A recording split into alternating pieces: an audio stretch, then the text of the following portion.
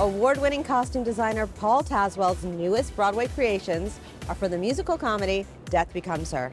I headed to his studio for a peek at his process.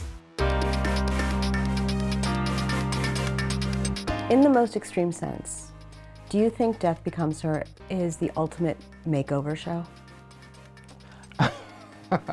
Yeah, I think that you could say that. I mean, it does bring up, serious questions around how we see ageism and youth and beauty, and also, femininity, and I think it is grappling with some serious issues in a very funny way.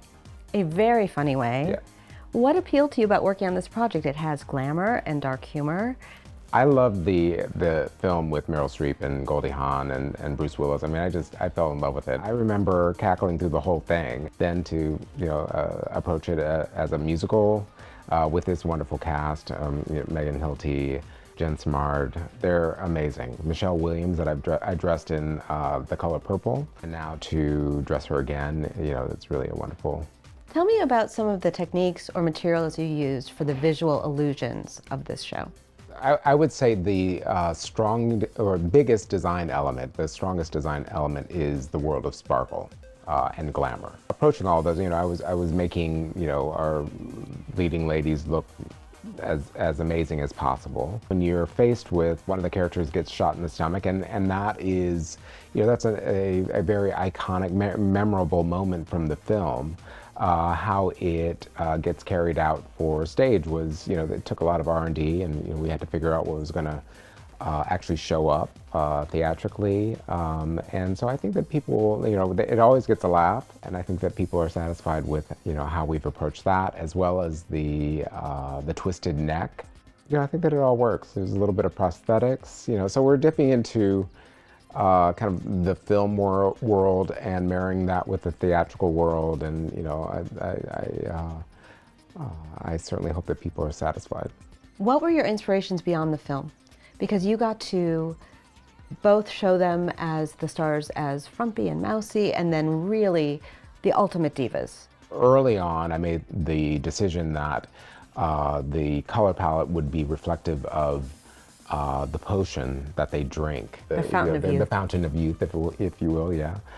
So the whole world of Viola, and even her name is, representative of this potion. Everyone that surrounds her within her castle, her community of Walking Dead, glamorous Walking Dead. And then anyone who is touched by Viola and her potion goes to that lavender or purple tone. It's rare that I have the opportunity to do something so uber glamorous. My work has been so varied, but I've had a huge amount of fun designing this. When you did Summer, for example, you obviously used Donna Summer, but you also went to some other divas. Did Sure. you do that here as well? Well, with the opening number, we're tapping into icons that are, kind of, Broadway icons and, performance icons that we kind of mimic in a way.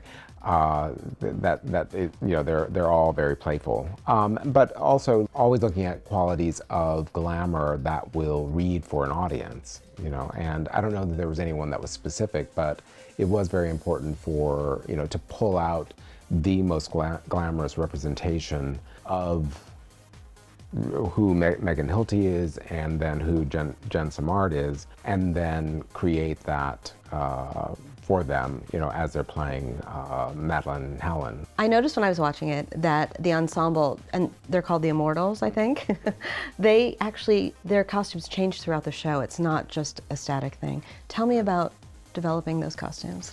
Well, what that is, the group of immortals are really the chorus. I mean, it's kind of a Greek chorus surrounding Michelle Williams as Viola. I made the decision that in order to show them off, we would, clothe them in as little as possible. They're in bodysuits that are purple velvet with flesh tone cutouts. They are then sparkled as well. But each of those sinewy lines shows off their musculature and their athleticism, and projecting this very fashion-forward but very sexy kind of body image.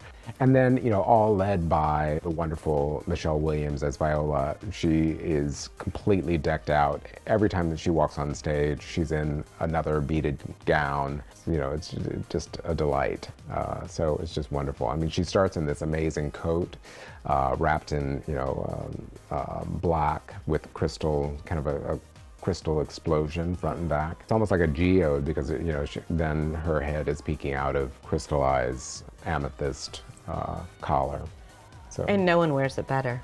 I mean, you couldn't ask for somebody who would wear it better. Well, since this show deals so much with immortality, I wanted to ask you if there is a fashion trend that you think will never die, but should. I think sweatsuits and sweatpants on airplanes. I'm with you. Yeah. I'm with you.